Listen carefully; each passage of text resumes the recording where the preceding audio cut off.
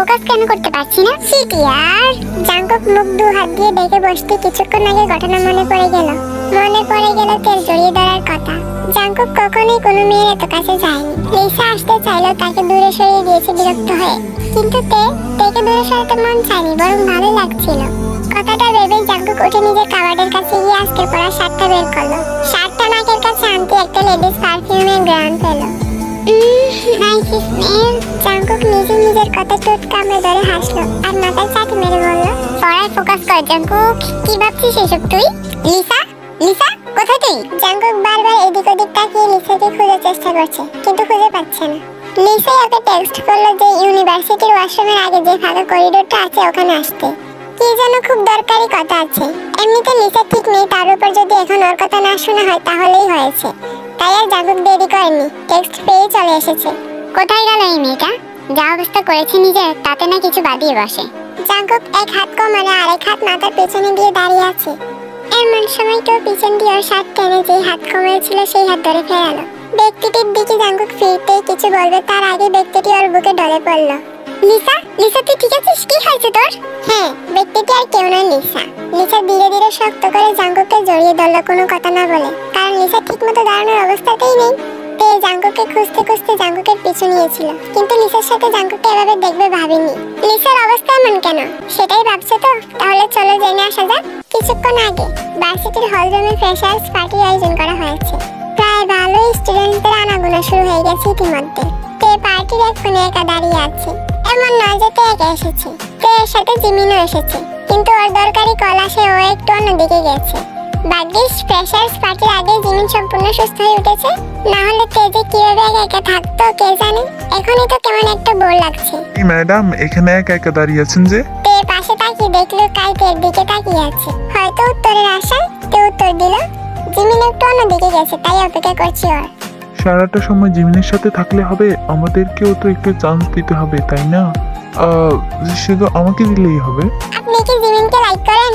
তের প্রশ্নে কাই বাঁকা হেসে বলল, বুঝে গেছো তাহলে? কিন্তু তোমার বান্ধবী তো আমাকে পাত্তাই দেয় না, তাই তুমিই দাও, আমার তো মেয়ে হলেই হলো। শেষের কথাটা কাই বিড়বিড় করে বলল, কথাটা তের কানে ঠিকই এসেছে।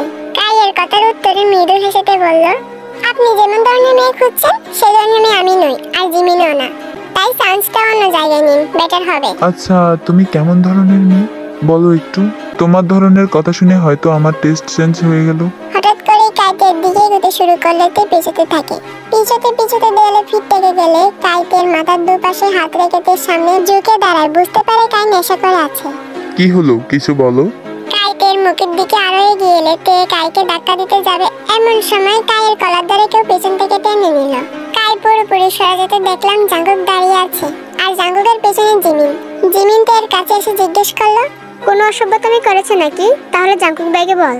জিমিন বেশ জোরে কথাটা বলায় জাঙ্কুকও শুনতে পেয়েছে, আর তাই জিমিনের কথা শেষ হতে জাঙ্কুকের দিকে তাকালেন উত্তরের আশায়। করতে চেয়েছিল এটুকু বলতে জাঙ্কুক ঠাস করে চোর বসিয়ে দিল কাইয়ের গালে। তে অবাক হয়ে মুখ ডাকলো, কিন্তু জিমিনের কোনো প্রতিক্রিয়া নেই। তোকে সাবধান করেছিলাম আমি যে এইসব অসভ্যতামি থেকে দূরে থাকতে, না হলে ফল ভালো হবে না, কিন্তু তুই শুনলি না তো। জাঙ্কুক কি করছোটা কি তুমি? কাই তোমার ছোটবেলার বন্ধু, আর তুমি ওর গায়ে হাত তুললে, তাও আবার এই মিডল ক্লাস মেটার জন্য। Just shut up your mouth Lisa, না হলে তোকেও পস্তাতে হবে। জাঙ্কুকের কথা শুনে লিসা প্রায় তেলে বেগুনে জ্বলে উঠল। কাইকে জাঙ্কুকের হাত থেকে জোর করে ছাড়িয়ে নিয়ে বলল, এখন এই মিডল ক্লাস মেয়েগুলো তোমার জন্য ইম্পর্টেন্ট হয়ে গেছে, তাই না? আগে তো শুধু জিমিন ছিল, এখন এই তে এসে জুটেছে। তুমি কি ভুলে যাচ্ছ তুমি কোন বাড়ির ছেলে? কি তোমার স্ট্যাটাস?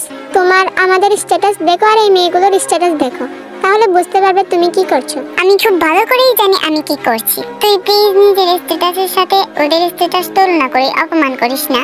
তোর স্ট্যাটাসের মেয়েদের সাথে থাকা তো দূর, কথা বলতেও আমার ঘৃণা করে। সারাদিন ক্লাস পার্টি, টাকা উড়ানো, ছেলেদের সাথে ঘুরে বেড়ানো, আর কি কিছু জানিস? ও হ্যাঁ, বাবার টাকায় ফুটানি মেরে অন্যদের হ্যারাস করাটা তো তোর সবচেয়ে বড় ট্যালেন্ট। আর স্বভাব হলো যেসব ছেলেদের তোর থেকে বেশি টাকা আছে তাদের পেছন ঘোরা, তারা পাত্তা না দিলেও তাদের গায়ে পড়ে ঘোরা, যেটা তুই আমার সাথেই করিস। যেসব কথাগুলো বললাম সেগুলো মাথায় রেখে দ্বিতীয়বার আমার সাথে কথা বলতে আসবি না, আর যদি নিজেকে চেঞ্জ করতে পারিস তাহলেই আসবি। জাঙ্কুক লিসার পিছন থেকে আবার কাইয়ের কলার ধরে বলল, আজকে বেঁচে গেলি পার্টির জন্য, নেক্সট টাইম যদি এমন কিছু দেখেছি তো তুই শেষ। কাই এতটা সময় ধরে মুখ দিয়ে টু শব্দটুকু করেনি। জাঙ্কুক কায়ের কলার জারা মেরে ছেড়ে দিয়ে তে আর জিমিনের দিকে ফিরলে কাই বলে, তা কোনটা তোর প্রেমিকা, দুটো নাকি? সবাইকে নিজের মতো মনে করিস না কাই। কাউকে অপমান করার আগে নিজের ভুলগুলো শুধরানোর চেষ্টা কর, না হলে পস্তাবি। জাঙ্কুক তেকে এক হাতে জড়িয়ে নিয়ে অন্য হাতে জিমিনের হাত ধরে ওখান থেকে চলে এলো। হলের অন্য প্রান্তে এসে তে আর জিমিনকে দাঁড় করিয়ে রেখে চলে গেল। সেই দেখে তে জিমিনকে বলল, জিমিন আমি আসছি একটু। জিমিনকে কিছু বলার সুযোগ না দিয়ে তে জাঙ্কুকের পেছনে চলে গেল। জাঙ্কুকের মুখ দেখে বোঝা যাচ্ছিল জাঙ্কুক কতটা রেগে আছে। জাঙ্কুকের পেছনকার ব্যালকনিতে এসে দেখে জাঙ্কুক দেয়ালে সোজোর একটা ঘুষি মারলো। তা দেখে তে উত্তেজিত হয়ে বলল, আরে আপনি কি করছেন নাকি? মাথা খারাপ হয়ে গেছে নাকি আপনার? আমাকে একা ছেড়ে দাও, যাও তুমি এখান থেকে। তে কিছুক্ষণ চুপ থেকে বলল, আমার জন্য নিজের বন্ধুদের সাথে এভাবে ঝগড়া করবেন না প্লিজ। আমি আপনার তেমন কেউ হই না যে আমার জন্য আপনার সম্পর্ক নষ্ট করতে হবে। উনি জিমিনকে নিয়ে তেমন খারাপ কথা বলেনি, আর ওর সাথে তো কোনো অসভ্যতাও করেনি, তাহলে কেন এভাবে রিয়েক্ট করছেন? আমার সাথে অসভ্যতা আমি করছিল আমি বুঝে নিতাম, আমার জন্য আপনি কেন? তোমার জন্য নয়, তোমার জায়গায় যেই মেয়ে থাকতো তার জন্যই আমি এটা করতাম। সত্যিই তুমি আমার কাছে স্পেশাল কেউ নও, কিন্তু তার মানে এই না যে সব দেখে চোখ বন্ধ করে থাকবো। অন্যায় যে করে, অন্যায় যে সহে, দুইজনই সমান অপরাধী। তাই আমার বন্ধু বলে কোনো ছাড় পাবে না। অন্যায় যখন করেছে শাস্তি তো পেতেই হতো। হয়তো জাঙ্কুকের প্রথম কথাতে কষ্ট পেয়েছে, কিন্তু শেষের কথাগুলো শুনে ভালো লাগলো।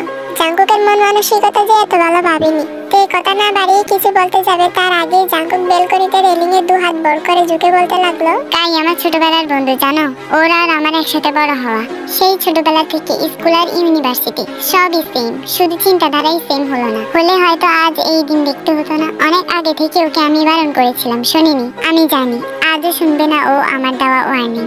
ও জানে না এর ফল কত ভয়াবহ হতে পারে। কথা শেষ করে জাঙ্কুক একটা নিঃশ্বাস ফেলে তের দিকে ঘুরে কিছু বলবে তার আগেই তে জাঙ্কুকের হাত দেখে বলল, আপনার হাতটা তো লাল হয়ে গেছে। তের কথা শুনে জাঙ্কুক নিজের হাতের দিকে একবার তাকিয়ে নিয়ে তাকে বলল, ও কিছু হবে না, একটু বরফ দিয়ে নিব। তুমি যাও, জিমিন ওখানে একা আছে।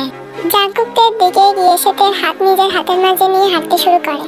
তেকে জিমিনের কাছে রেখে জাঙ্কুক তার বন্ধুদের কাছে যাবে। সেই সময় তে বলল, বেশি মাথা গরম করবেন না, রাগের বশে ক্ষতি হয় শুধু, লাভ না। আগের দিনের মতো তের কথা শুনে জাঙ্কুক শুধুই হাসলো। জাঙ্কুক যাবে ঠিক সেই সময় লিসা টলমলো পায়ে জাঙ্কুককে জড়িয়ে ধরল। লিসা তুই এভাবে? ইয়েস, আমি এভাবে। আমি ছাড়া তোমার কাছে তো দূর, তোমার আশেপাশে কেউ আসতে পারবে না। আমি দেব না, তুমি শুধু আমার, বুঝেছো? শুধু আমার। এসব মিডল ক্লাস মেয়েরা তোমার জন্য নয়, শুধুমাত্র আমি ডিজার্ভ করি তোমাকে। কথাটা বলে জাঙ্কুককে কিছু বলার সুযোগ না দিয়ে লিসা চলে যায়। জিমিন জাঙ্কুকের কাছে এগিয়ে গিয়ে বলে, নাও আবার একটা ঝামেলা। এই মেয়েটাকে নিয়ে যে আমি কি করব কিছুই বুঝতে পারছি না। ছেড়ে দাও, সব ঝামেলা শেষ। পারছি আর কোথায় ছাড়তে, আর মনেও হয় না ছাড়তে পারবো। মানে? জিমিনের প্রশ্ন শোনার আগেই জাঙ্কুক চলে গেল। তে জিমিনের কাছে এগিয়ে গিয়ে বলল, বাদ দে তো, ওনাদের ব্যাপার ওনারা বুঝে নেবেন। তাই বলে লিসা তোকে এভাবে সবসময় অপমান করবে সেটা তো হতে পারে না, তাই না? বেকার ঝামেলা করিস না, আস্তে আস্তে হয়তো সবটা ঠিক হয়ে যাবে। আজকে জাঙ্কুক যেভাবে লিসাকে অপমান করেছে তাতে ওর এমন রিয়েক্ট করা স্বাভাবিক। বর্তমান লিসা জাঙ্কুককে ছেড়ে জাঙ্কুকের দিকে তাকিয়ে বলল, কেন এতটা প্রোটেক্টিভ তুমি ওদের জন্য? কই আমার জন্য তো এরকম রিয়েক্ট করো না কোনো সময়, শুধু অপমান করো আর দূরে সরিয়ে দাও আমায়। লিসা এসব কথা পরে হবে, এখন তুই বাড়ি চল। কে বলেছে এভাবে ড্রিঙ্ক করতে? তোমার জন্য করেছি, তুমি আমাকে অনেক অনেক হার্ট করেছো আজকে ওই মিডল ক্লাস মেয়েটার জন্য। ওকে ফাইন, তুই চল এখন। নো, আগে বলো তুমি আমাকে ভালোবাসো, না হলে আমি কোথাও যাব না, কিছুতেই না, আজকে তোমাকে বলতেই হবে। লিসার কথা শুনে তের মনটা কৌতূহলে ভরে উঠল। তের মনও হয়তো জাঙ্কুকের উত্তরের অপেক্ষা করছে। Yeah, I love you.